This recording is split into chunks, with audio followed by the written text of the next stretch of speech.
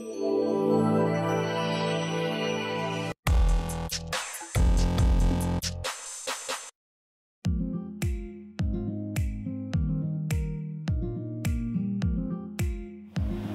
दोस्तों, नमस्कार। कैसे हैं आप सब? आप सभी का हार्दिक हार्दिक स्वागत है, अभिनंदन है हमारे YouTube channel the venture network the Navneet Jhanwar talk show में। आज हमारे पास मुख्य अतिथि के रूप में पधारी है राधा माधव क्रिएशन की फाउंडर प्रोप्राइटर सीमा जी कासट। तो आइए एक मुलाकात करते हैं सीमा जी कासट के साथ और उनसे बातचीत करते हैं। सीमा जी, आपका हार्दिक हार्दिक स्वागत है, अभिनंदन है हमारे YouTube channel the venture network the Navneet Jhanwar talk show में। जो आपने समय दिया उसके लिए आपका बहुत बहुत धन्यवाद। Thank you. मैं भी आपकी बहुत आभारी हूँ, आपने मुझे इस शो में बुलाया। मैं भी आपका बहुत बहुत अभिनंदन करती हूँ। तो आइए कुछ सवाल लेकर आते हैं, बिजनेस से, आपके बिजनेस से लेकर कुछ लाइफ से लेकर कुछ अलग अलग सवाल लेकर आते हैं। What services or products do you offer? Like we provide all kinds of soft furnishings, like curtains, wallpapers, blinds, all kinds of blinds, और जिसमें mattresses, doormats, bedsheets, मीन्स पूरा soft furnishings हम लोग provide करते हैं। पूरे soft furnishing provide करते हैं। आप इस बिजनेस में कैसे आए? And what was your mission at the start? हम लोग इस बिजनेस में 8 साल पहले आए। तो मेरा मिशन यही था कि मैं अपने हस्बैंड को सपोर्ट करूं, और जो राजस्थान से इतने एम्प्लॉयज़ यहाँ पर आए हैं अब कुछ काम के लिए, तो मेरा मिशन ये था कि हम ऐसा कुछ काम करें जिससे हम कुछ 8 या 10 लोगों का मिनिमम घर चला सके, उन्हें भी हम काम दे सके ताकि उनका भी रोज़गार चल सके। बस यही मेरा मिशन था, और काम तो ज़रूरी था और मेरे हस्बैंड को सपोर्ट करना ये भी ज़रूरी था। इस बिजनेस में आने से पहले आप क्या करते थे? मैं इस बिजनेस में आने से पहले मेरा म्यूज़िक पैशन है। अच्छा। और मैं योगा और म्यूज़िक क्लासेस लेती थी। तिलक इंटरनेशनल स्कूल में मैंने म्यूज़िक क्लासेस लिया। अरे वाह, कुछ पीरियड के लिए। और योगा ट्रेनर जो रिवर्डल ये चलता था उनका, तरुण झंवर का, उन्होंने समर कैंप स्टार्ट किया था, वहाँ पर मैंने योगा ट्रेनिंग भी लिया था। ओके ओके, क्या बात। तो फिर बाद में हम लोग घर से ही कुछ बेडशीट्स का और साड़ीज़ का भी बिजनेस स्टार्ट किए थे। Okay okay. फिर धीरे धीरे उसके बाद हमने ये चेंज किया। संगीत की शिक्षा कहाँ से ली आपने? मैंने संगीत की शिक्षा सेलू में ली, महाराष्ट्र से। ओके ओके, मतलब शादी के बाद मैंने किया। अच्छा, शादी के बाद में संगीत? हाँ, मेरा पैशन था शुरू से ही, बट शादी के पहले मैंने DMLT किया था। अच्छा, diploma in medical lab technology. और इमीडिएट वो होते हैं कि मैं जॉब करती थी सिकंदराबाद डायग्नोस्टिक सेंटर में। Okay okay. और फिर शादी हो गई तो वो म्यूजिक के लिए टाइम नहीं दे सकी। फिर ऐसा कुछ सिचुएशन आया शादी के बाद, फिर मैंने म्यूजिक स्टार्ट किया और मैंने विशारद तक कंप्लीट हो गया। मतलब विशारद सिर्फ रहा है। क्या बात। फिर म्यूजिक को पैशन जो था आपका, म्यूजिक का पैशन, उसको प्रोफेशन में कन्वर्ट क्यों नहीं किया? कन्वर्ट इसलिए नहीं की क्योंकि मेरे हस्बैंड को जो प्रॉब्लम हुआ था, जिस वजह से हम लोग हैदराबाद आए थे। हाँ जी। तो अगर मैं सिर्फ म्यूजिक में रहती थी तो उनके लिए कुछ काम नहीं था, वो फिर उनको सपोर्ट चाहिए था। अच्छा अच्छा। और बिजनेस करने के लिए वो अकेले कर नहीं सकते थे, तो मेरा सपोर्ट उनको ज़रूरी था। बस ये सोच के फिर हमने सेलू से यहाँ पे आए। एक्चुअली उनके तबीयत की वजह से ही हम लोग यहाँ पे शिफ्ट हुए। और बच्चे भी छोटे थे तो काम भी ज़रूरी था, उनके तरफ भी ध्यान देना, उनका भी फ्यूचर था बच्चों का। तीन बच्चे हैं मेरे। तो तीनों भी बहुत छोटे थे जब हम लोग आए। 15 साल पहले आए हम लोग हैदराबाद। मैं प्रॉपर हैदराबाद की हूँ, पर शादी के बाद कुछ साल हम लोग सेलू में रहे, महाराष्ट्र। फिर उसके बाद इनकी कुछ तबीयत के प्रॉब्लम की वजह से हमको यहाँ शिफ्ट होना पड़ा। अच्छा। और फिर बच्चों का एजुकेशन में भी ध्यान देना ज़रूरी था। और तो इसीलिए मैं म्यूज़िक को इतना टाइम नहीं दे पाई, और बिजनेस देखना भी बहुत ज़रूरी था।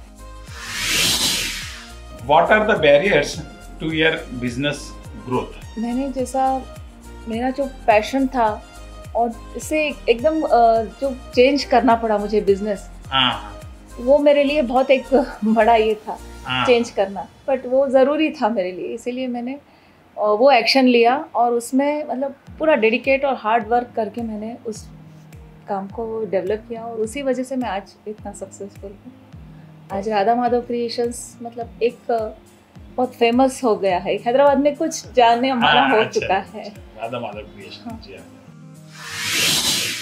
आपकी क्या क्वालिटीज हैं या यूनिकनेस है जो आपको बिजनेस को यूनिक बनाती है? जैसे हमारा फिनिशिंग्स का काम है तो हम लोग पर्सनली विजिट करते हैं कोई भी साइट पे।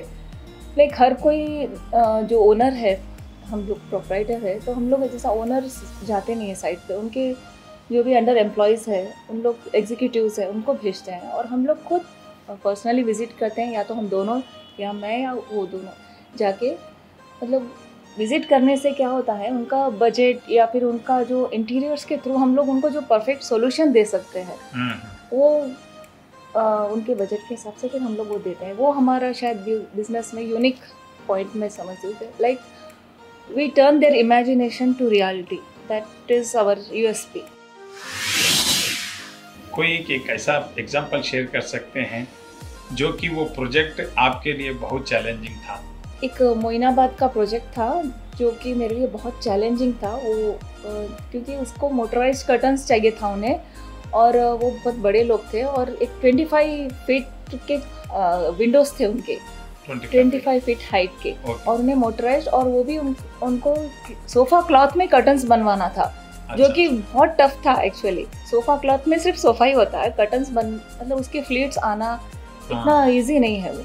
बट हमारी जो टेक्निकल टीम है, एक्सपर्ट टीम है हमारे पास, तो उन्होंने बहुत अच्छे से वो काम किया, मतलब बहुत अच्छा से काम हुआ वो, और वो क्लाइंट बहुत सेटिस्फाइड है। और उसके बाद उन्होंने हमें और बहुत सारे प्रोजेक्ट्स भी दिए।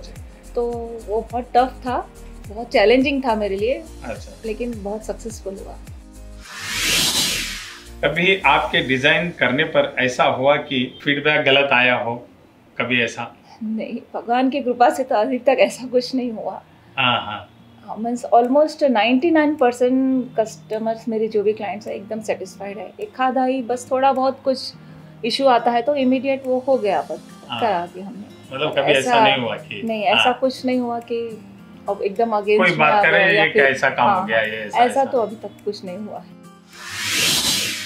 आपकी लाइफ के चैलेंजिंग सिचुएशन को डिस्क्राइब कर सकते हैं और आपने उस पर काबू कैसे पाया? 20 साल पहले, मतलब मेरी लड़की, सेकेंड लड़की सिर्फ 3 मंथ्स की थी, तब इनको ये प्रॉब्लम स्टार्ट हुआ था जब हम सेलू में थे। अच्छा। तो फिर उसी टाइम से मतलब मेरा जो DMLT किया हुआ था कोर्स वो, लेकिन सेलू में हम उसका कुछ यूज़ नहीं ले सके क्योंकि वो सेलू एक छोटा गांव है, उतना स्कोप भी नहीं था उधर, और घर पे भी उतना नहीं था पसंद। तो बस मैं सोचती थी चलो अपना घर और बच्चे, बस इतनी ही अपनी लाइफ है। लेकिन जब इनकी तबीयत का ये प्रॉब्लम हुआ, तब से मतलब मुझे लग रहा था कि मैं कुछ करना चाहिए लाइफ में, बहुत ज़रूरी है मेरे को करना। फिर मैंने जो मेरा पैशन था उसको स्टार्ट किया, म्यूज़िक का। मैं जैसे क्लासेस करना शुरू कर दी थी, मैं सीखना शुरू किया था मैंने सेलू में। फिर ऐसे ही धीरे धीरे करके मैंने 7 एग्ज़ाम्स तक चले गई थी मैं, 7th एग्ज़ाम के टाइम पे। लेकिन इनकी तबीयत का बहुत ज़्यादा प्रॉब्लम हुआ, तो डॉक्टर का कहना था कि आप प्लेस चेंज करो। साइकोलॉजिकल मैनिया जो बोलते हैं, वो प्रॉब्लम्स हो गया था। कुछ सिचुएशंस की वजह से हुआ हो, तो डॉक्टर का कहना था। फिर हम लोग हैदराबाद शिफ्ट हो गए क्योंकि मेरा पियर यहाँ ही का है, तो मेरे ससुराल वाले वही बोले कि तुमको मॉरल सपोर्ट तो रहेगा वहाँ का, तो वहाँ पे आ गए। और फिर जब हम लोग यहाँ शिफ्ट हुए तो इनको बहुत सारे टैबलेट्स स्टार्ट थे, ऑलमोस्ट 18 आवर्स तो सो के ही रहते थे। तो तीनों बच्चों को देखना, फिर बिजनेस देखना, वहाँ से थोड़ा सपोर्ट था, फाइनेंशियल सपोर्ट था, बट फिर भी सभी देखना पड़ता था। तो वो मेरे लिए बहुत टफ सिचुएशन थी। फिर मैंने यहाँ पे जैसे क्लासेस स्टार्ट किया था, और जैसे इनका थोड़ी तबीयत रिकवर होना शुरू हो गई मेरे हस्बैंड की, उसके बाद हम थोड़ा दोनों मिलके फिर कुछ बिजनेस स्टार्ट करें। मेरा यही था कि ऐसा कुछ मैं काम करूँ जिससे वो भी बिजी रहे और काम भी हो और इनकम भी हो। फिर हमने साड़ीज़ और बेडशीट्स का स्टार्ट किया। फिर एक इंटीरियर था अशोक बंग, उन्होंने मुझे सजेस्ट किया कि आप कर्टन्स का क्यों नहीं स्टार्ट करते। अच्छा। तो हमारा कोई एक्सपीरियंस तो नहीं था उसमें। फिर मैंने 7 to 8 डेज़ वहाँ पे अंकित स्टूडियो पे कुछ ट्रेनिंग जैसा कुछ नॉलेज आने के लिए वहाँ पे डेली मैं जाती थी 4 to 5 hours। फिर then I have started this furnishings, और luckily that time I have joined BNI business network international. तो उसका मुझे बहुत बड़ा सपोर्ट मिला क्योंकि वो बहुत बड़ा ऑर्गेनाइजेशन है और बहुत ह्यूज नेटवर्क है वहाँ से। तो वहाँ ज्वाइन होने के बाद मेरा कॉन्फिडेंस बढ़ता गया। जैसे हम लोग घर से स्टार्ट किए थे ये कर्टन्स का, घर से ही कैटलॉग्स लेके जाते थे, कैब में जाते थे साइट्स पे। तो फिर वहाँ जाने के बाद जैसे जैसे बिजनेस मिलते गया तो वो कॉन्फिडेंस बढ़ता गया। फिर हमने धीरे धीरे वहाँ से ऑफिस किया अपना बशीरबाग पे।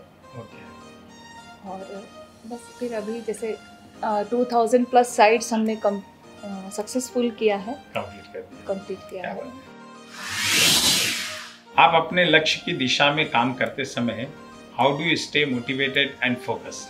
मैं ये बिलीव करती हूँ कि जैसा हम जो भी काम करते हैं हमें उससे प्यार करना चाहिए, हमें उस डेडिकेट और फोकस होकर हम अगर कुछ भी काम करते हो तो हमें 100% सक्सेस मिलेगा, मेरा ये मानना है। और मैं बस यही डेडिकेट होके और उसमें जो भी काम करती हूँ उसमें एकदम फोकस करके करती हूँ और पॉजिटिव माइंड से करती हूँ। अच्छा। तो यही मेरे सक्सेस होने का एक ये राज है और यही मुझे मोटिवेट करता है।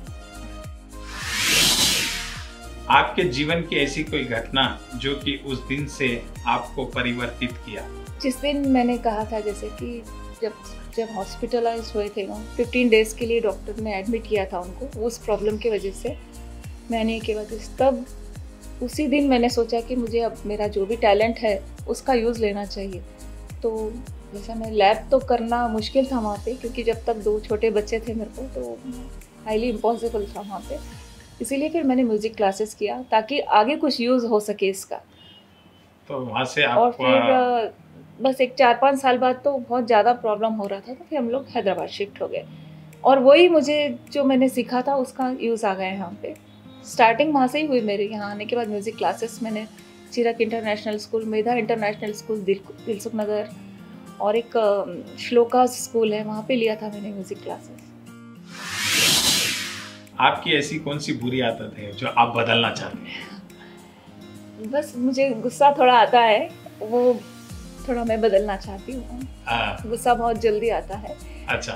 क्योंकि इतना लाइफ में अप्स एंड डाउन्स होने से वजह से या स्ट्रगल बोलो आप जो भी बोलो उसकी वजह से बहुत जल्दी इरिटेट हो जाती हूँ, गुस्सा बहुत जल्दी आता है। तो वो मुझे थोड़ा चेंज करना है। ये बदलना चाहिए। बस ये बदलना चाहती हूँ मैं।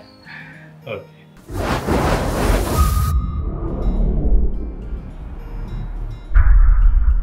एक दिन के लिए आपके सब गैजेट्स ले लिए जाए तो क्या करेंगे? तो मैं तो मेरा पैशन एंजॉय करूँगी। लाइक मैं जैसा मैं म्यूज़िक मेरा शौक है तो बस मैं उस दिन पूरा दिन म्यूज़िक करूँगी, नो फोन्स। जब गैजेट ही नहीं रहेगा तो कुछ नहीं, बस मैं मेरा मेडिटेशन करूँगी, म्यूज़िक करूँगी और आराम करूँगी। किस बात पर गुस्सा आता है? अगर कोई झूठ बोलता है या फिर गलत कुछ मतलब अपने संस्कार छोड़कर कुछ मतलब जैसा सक्सेस होते हैं तो अपने संस्कार छोड़ देते हैं, वैसा कुछ कोई करता है तो मुझे बहुत गुस्सा आता है वैसा देखकर। अच्छा। बच्चों को बोलो या बड़ों को बोलो, आजकल देखते हैं ना हम लोग बड़े भी अपना एक सक्सेस होने के बाद अपना सब कुछ भूल जाते हैं और तो उस चीज़ का मुझे बहुत गुस्सा आता है। मेन झूठ गलत बात करने से बहुत गुस्सा आता है उस बात पर। आपके बेस्ट फ्रेंड्स कितने हैं? वैसे तो बहुत है बट 3 मेरे अच्छे बेस्ट फ्रेंड्स हैं। नाम बताना चाहेंगे? हाँ, एक कविता है जो मेरी स्कूल की बेस्ट फ्रेंड है। और मतलब अभी भी हम टच में है। और वर्षा वो भी मेरी स्कूल की फ्रेंड है और एक निशा करवा है जो मेरी अभी BNI में है। अच्छा। तो वो भी हम बहुत बेस्ट फ्रेंड्स हैं, जो भी है हमारे शेयर करते हैं प्रॉब्लम्स। ओके। लास्ट टाइम सबसे ज़्यादा खुश कब हुए थे? जब मैंने जैसा लास्ट ईयर मेरे बेटे का बिट्स हैदराबाद में आया था, क्या बोलते बिट्स पिलानी है, राजस्थान में आया था। मतलब उसने 2 साल उसने ऑनलाइन स्टडी की। अच्छा। जब कोविड का टाइम था, जब उसका 11th-12th के टाइम पे, तो हम सिर्फ उसको टाइम ही नहीं मिला, पूरा ऑनलाइन स्टडी करा। और उसी टाइम पे मेरी बेटी की शादी हुई, बड़ी बेटी की। तो फरवरी में शादी थी और उसकी मार्च-अप्रैल में कुछ एग्जाम्स थे, तो उसको टाइम भी नहीं मिला था प्रॉपर। एक तो ऑनलाइन था, फिर लकीली उसका 2 मंथ्स एक्सटेंशन हुआ था, एग्जाम्स एक्सटेंड हो गए थे। तो फिर हम लोग कोटा गई थी, मैं उसको लेके कोटा, मतलब एटलीस्ट 2 महीने में कुछ क्लासेस हो जाए तो सामने आमने सामने डाउट्स पूछना इजी हो जाता। फिर जब कोटा में गई, मैं खुद उसके साथ गई, 2 महीने वहाँ पे रही, और फिर आने के बाद उसके पूरे एग्जाम्स होने के बाद बिट्स में जब आया उसका, तो वो बहुत खुशी का दिन था मेरे लिए। अरे वाह, क्या अभी बिट्स पिलानी हैदराबाद में है, वो इंजीनियरिंग का फर्स्ट ईयर कर रहे हैं। बढ़िया। अभी तक का सबसे फेवरेट प्रोजेक्ट कौन सा रहा? मेरा फेवरेट प्रोजेक्ट एक्चुअली हिल काउंटी में हमने एक विला किया था। अच्छा। बहुत बड़ा विला था जहाँ मोटराइज्ड कर्टन थे। फिर वहाँ से हमको माउथ पब्लिसिटी से हमको 7 विलास मिले कंप्लीट। तो वो मेरा, हाँ वहीं पे हिल काउंटी में 250 विलास है। ओके। तो हमारा काम से उन लोग इतने सेटिस्फाइड थे कि उन माउथ पब्लिसिटी होते गई, और रेफरल टू रेफरल बोलते ना, वैसे हमको 7 विलास कंप्लीट करे। तो मेरा एक फेवरेट प्रोजेक्ट बोल सकती हूँ इसको। What keeps you extremely motivated? बस पॉजिटिव, ऑलवेज पॉजिटिव। लाइफ में जबकि अप्स एंड डाउन्स तो आते रहते हैं, बस उसमें से ओवरकम होके हम पॉजिटिव रहना हमेशा, बस यही मुझे मोटिवेट करता है। आपकी ऐसी कोई 3 सलाह देना चाहेंगे कि ये कभी मत करना? हाँ, मैं पहले तो कहूँगी कि आप कभी लाइफ में झूठ मत बोलना, क्योंकि एक झूठ के लिए आपको 100 झूठ बोलना पड़ेगा। और हमेशा अप्स एंड डाउन्स आते हैं लाइफ में, तो हमेशा पॉजिटिव रहना, कभी गिव अप मत करना। और लास्ट ये बात बोलती हूँ कि अपने संस्कार मत छोड़ना। आप चाहे कितना भी ऊंचाई पर चढ़ जाओ, बच्चे हो या बड़े हो, अपने संस्कार, अपना कल्चर कभी मत भूलना। बस मैं यही एडवाइस करना चाहती हूँ। ओके, थैंक यू सीमा जी, आप यहाँ पर पधारे हमारे शो में। आपका बहुत बहुत धन्यवाद। थैंक यू, आपने समय दिया। थैंक यू, आपने मुझे मौका दिया आने के लिए। Thank you so much.